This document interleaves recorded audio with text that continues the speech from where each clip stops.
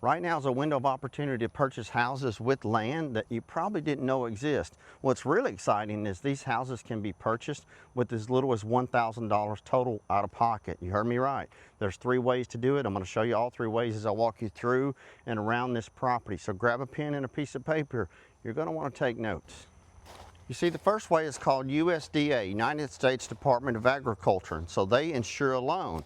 They insure a loan, however, it takes mortgage lenders to loan you the money. And a mortgage company, and a lot of them have these types of loans where they'll give you a loan that way, and it's backed by the government, United States Department of Agriculture. Now, these houses have to be out in rural areas. And when I mean rural areas, I mean they just have to be out typically 35 to 40 minutes outside of major city limits. The purpose in this video is to share with you that you actually don't have to build a house. I know a lot of people say, well, I want to build my first house, or I want to do this with my first house, or it's my second house. First of all, this is not a first-time homebuyer program. This is a program, USDA. You just can't currently own a house. If you own a house, you can't get a loan this way. But the exciting thing about this is you can purchase a house with a little bit of land. It can be on 5 or 6 acres of land. It can have a lot of space, just like this one's just under 2 acres. It's private, it's quiet, there's no HOA as I mentioned, and you only need $1,000 out of pocket. And here's why you need that. One, you need a deposit. You need $500 to write with the offer to purchase that tells the seller that you're serious about buying it. The second thing you need is money to do a home inspection. You'll always want to inspect the property. Before you even do any of that, I can't emphasize enough, you've got to get with an approved lender that can do the United States Department of Agriculture loan, USDA. And yes, it's the same thing that you've seen like stamped on beef in their supermarkets. United States Department of Agriculture. And the reason why they have these loans is to give people an opportunity. These are government programs to give people an opportunity to purchase houses outside of major city limits in rural areas. And a lot of these areas, if you want to be well out in the country, it's a prime property. It's prime loan for you.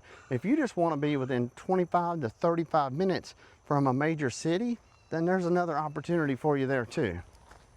And that opportunity is still a USDA loan. That's right, believe it or not. Even if you're 30 minutes outside of major city limits, you can still purchase a house with a USDA loan. But there is another way that's important for people to know, and that's an FHA loan. You see, USDA and FHA follow under the same guidelines. So if you're getting a USDA loan, it's like you're getting pretty much an FHA loan. They do the same guidelines, however, it's just basically insured by a different entity. Now, FHA, you can purchase a house like this one, and it can actually be right in the heart of the city if that's what you want. Or you can be out in a rural area. And how that works is you're getting a second mortgage. You're getting a second loan. So they're loaning you the money to buy the house, and then they're loaning you the down payment. Now, when you buy an FHA, when you buy a house and get an FHA loan, it's going to cost you 3.5% down payment. The seller can pay your closing costs, but that 3.5%, if you don't have it, or even if you have part of it, or if you even have some of it. See, when I bought my first house, I didn't realize that some of this stuff was available. I seen a gentleman today, and he walked up to me. He's a total stranger. I was in a department store, and he said, "Thank you so much. I've seen your videos, and I just wish that was something available when my wife and I bought our house." Of course, YouTube didn't exist 30 plus years ago, and the internet didn't even exist 30 plus years ago. That's why I'm excited to share these opportunities with you, because they're out there, and it doesn't have to be that difficult. If you need help finding a lender, you can simply go to contactwayne.com, shoot us your information, tell us that you're looking for a lender. We can reach out to you and connect you with one. There's no cost and no obligation. We just have a team of people all around the country, whether it be real estate brokers, real estate agents. We're just there to help. Most importantly, when you do the FHA, you have to understand that it's a second mortgage. So if you're borrowing 3.5% to purchase a house like this, you're looking at, over $6,000. So you're going to have a first payment and a second payment. However, there's more to it than just the payment. And it's not a bad thing. I'm talking about credit. And these are a lot of questions that you should be asking. I'm going to answer them the best I can, so after the end of this video, you've got the answers to your questions. So first of all, you got to have income. You got to show proof of income, proof that you're paying your taxes, proof that you filed and paid taxes, and show proof of income. Then the lender's going to take how much you have coming in, your gross income. So your gross income before you take taxes, they're going to look at that number, and then they're going to back out what you're paying in monthly payments, installment payments like credit cards, student loans, vehicle payments, and that's going to give them your adjusted gross income, and that's what they qualify you on. So you see, for example, a house like this, if you made $60,000, you could easily qualify for this house if you had, say, $600–700 a month going out in credit card debt. You could still purchase a house like this with the rates that they are. It's currently around 6%. FHA, USDA, you're going to have a second mortgage with FHA. The third one, and it's a good one, but it's not for everybody. You see, the third one is a Veterans Administration loan, a VA loan. You've probably heard of a VA loan. So VA loans don't cost you any money as far as the down payment, as long as the seller pays your closing costs. And I'm going to get to more details. I just wanted to right out of the gate tell you the three, so you'll know there is three: USDA, FHA, and VA. And then I'm going to go into a little bit more detail explaining the process, and then of course we'll walk through this house so you can kind of see the insides and what you get for your money at $195,000. If you're a veteran or know somebody that's a veteran, all they need is their DD-214 and have an honorable discharge, either active duty, military, or have an honorable discharge. And after such, you have the piece of paper, you get qualified. And what's really exciting about that is you only need a 580 credit score. Now with USDA and FHA, the credit score requirement is a little different. But you know, it's not different in a terribly bad way. You see, if you do USDA, you have to have a credit score of 620 or higher. Same way with FHA, you have to have a credit score of 620 or higher. Now, you can still purchase houses this way, but you have to understand that if you get an FHA or USDA loan, you're going to have mortgage insurance, private mortgage insurance. Now, private mortgage insurance is an insurance policy that lenders put on you because you don't put 20% down. It happens to all of us. If you don't put 20% down on a property, then they put insurance on that in case you default, and we as consumers have to pay the premium each month. And so it's not crazy expensive. On a house like this, it's going to run you about $180 a month. However, when you get an FHA loan or USDA loan, it never comes off. And there's only one type of loan that you can get where it will come off. And that type of loan is a conventional loan. Now, you only need 5% for a down payment. The seller can pay your closing cost if you wanted to do a conventional loan. But if you get an FHA loan or USDA loan, you're going to have that mortgage insurance that you have to pay, and it never comes off. The only way to get it to come off is after you purchase your house that's an FHA or USDA. After you've owned it a while, you can refinance the property into a conventional loan. By doing so, and once you get 20%, some people hang on to their loan until they have 20% equity. In other words, they've paid down their balance, and after they paid down their balance, the property went up in value. And I think it's so important for people to understand that, listen, there's a reason why the wealthiest people on the planet invest in real estate and the stock market. Real estate and the stock market, because they've shown over 100+ years to be the most stable place to invest. And if you're going to have to live somewhere, why pay 100% in rent? I always tell people, listen, you don't have to fix your air conditioner, you don't have to fix your roof, you don't have to do anything like that if somebody owns a house that you're renting from. I get it. I mean, you're paying 100% interest. You get nothing in return. It's like leasing a car. If you lease a car for 3 years, you just turn it back in. You paid for the transportation. It's just like renting. You pay for that house. You pay to have shelter, right? But when you do a conventional loan, back over to that, you put 5% down. Now, if you put 5% down, you still have to pay the mortgage insurance premium. However, once you get 20% equity in the property, you've paid down your mortgage and it's gone up in value. Once you have 20%, you can simply call the mortgage company and have the mortgage insurance removed. But there's something that's tricky and a little bit different and really exciting about VA loans. You see, with a VA loan, it's guaranteed by the federal government. And since it's guaranteed, there's no mortgage insurance premium. You do pay a funding fee at closing, but that can be paid by the seller. And my agents I have all around the country, we get that paid for 99% of the time. The market that we're in right now, sellers are glad to pay it.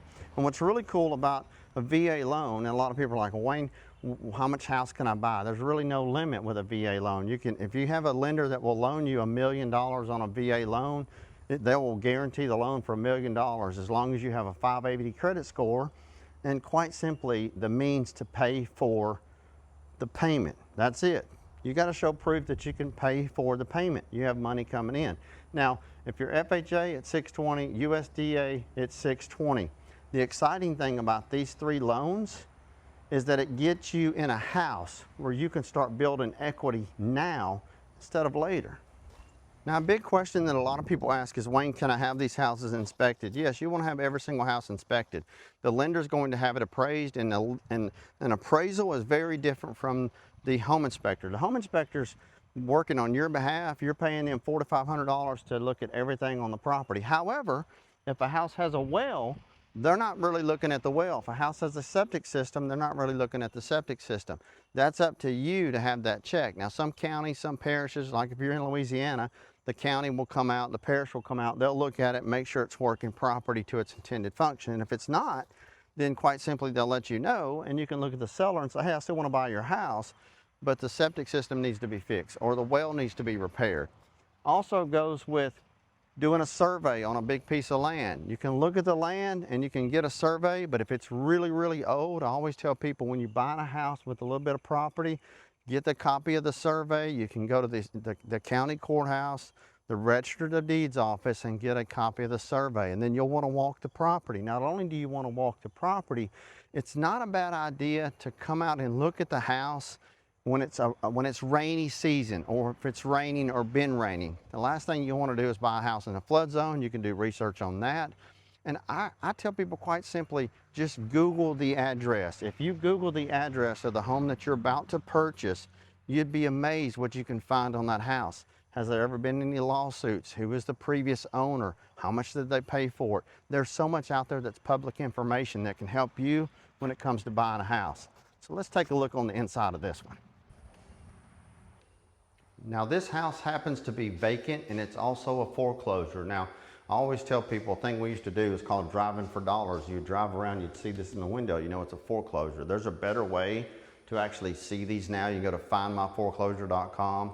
That's a paid site. It costs you $40 a month. You're not required to pay each month. It's just on a pay per month basis, but you can see a list of short sales, foreclosures, bankruptcy sales, tax liens. It's all right there, updated on a daily basis. That's an affiliation that I have with a company, and they've been around for over 20 years. They do a fantastic job.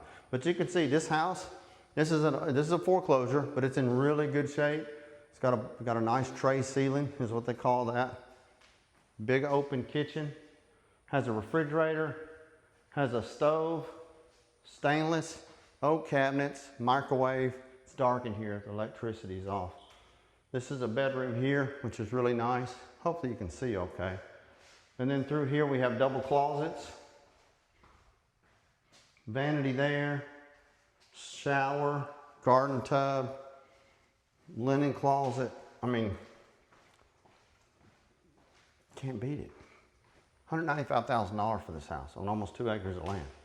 Dining room, it's not a huge house, don't get me wrong. It's about 1,400 square feet. Bedroom here, which is really cool. And then you have this playroom. So if you wanted to, you could put a wall up right here and have a bedroom because there's a door. Although there's not a closet, technically you're supposed to have a closet in a room. But you could have an office right here if you wanted to. You could put up curtains, you could do anything, right? Because there's a bedroom, there's another passway through room. We just looked in the main bedroom. Bathroom there, and then a bedroom here. So this house is a 3-bedroom, 2 full bath. Plus it has an office that you can see. Then it's got a covered back porch. Let's walk out and around and I'll show you the back porch. So all across the back of this house is the back porch. But listen, I don't want to bore you with that. Most importantly, you have to know that these types of loans can be given. You can purchase these houses. A lot of people want to build houses. They want to build their first home. They want to build a house. I get that. But you just have to know it's extremely expensive right now to build a house. Literally, even in some of the most affordable areas around the country, it's probably going to cost you anywhere from $135 to $145 a square foot just to build the house. And it's next to impossible to be able to purchase land and build a house without having skin in the game, without having that money, without having some down payment. I tell people, if you're a first-time home buyer, do one or two things. Either buy a house with a little bit of space, a little bit of land just like this one, or consider buying new construction. A brand new house in a neighborhood, they're always going to do good. They're going to appreciate in value, especially if you can get in on the front of the neighborhood. Because a new home, you can get an FHA loan, conventional loan, USDA, and a VA loan. A house like this, you can do the same. What's really exciting is when you buy a home that's pre-existing, doesn't matter the house, you can get a 1-year home warranty on the house, and that home warranty covers the home for 1 year, and it's renewable. So it's going to cover things like central heat and air, stove, water heater, the major appliances. What it's not going to cover is the roof. So you have to make sure, when in doubt, get the roof inspected to give you a little bit of an idea how much life is left in the roof. Most good home inspectors will give you an estimate. You may have 3 to 5 years left on it, that sort of thing. There is a property condition disclosure form that every single homeowner is required to fill out. However, with new construction, they don't have to fill it out because they're giving you a warranty on the house. The people that are exempt are the ones that inherit a house, for example, like an estate sale, where it was their parents' home, and they've never lived in the home, and now they own a home. They're exempt from filling out that disclosure. However, most people selling a piece of property, they'll do their best to let you as a buyer know the information on the house, because it's always good information to know how old is the water heater, how old is the central heat and air, and most importantly, how old is the roof, because oftentimes there's nothing whatsoever that shows you any dates on anything to determine the age of the roof. And that's one of the largest, most expensive ticket items, like a roof like this. And listen, it varies all around the country. I tell everybody, apple pie is not the same price. Starbucks isn't the same price in Los Angeles, California as it is in Nashville, Tennessee, as opposed to Atlanta or down in Miami. It varies, and a lot of people just don't realize that because they price everything. Everything is priced based on a percentage. It's based on the average income around the country. So a roof like this down in the south where I'm in Louisiana, that's going to run you about $14,000 to $16,000 to roof that house. And a lot of people, that's a lot of money to come up with. So that's why I always tell people, when in doubt, get a full inspection, get the roof inspection. Listen, I hope you enjoyed this video. I certainly don't mean to ramble on. I just want you to learn as much as possible. Subscribe to the channel, share this with somebody that you think would benefit. Even real estate agents, because the real estate agents, a lot of them aren't aware of this type of loan and this information. Be sure and like it, share it, subscribe to the channel. Until next time, thank you and God bless.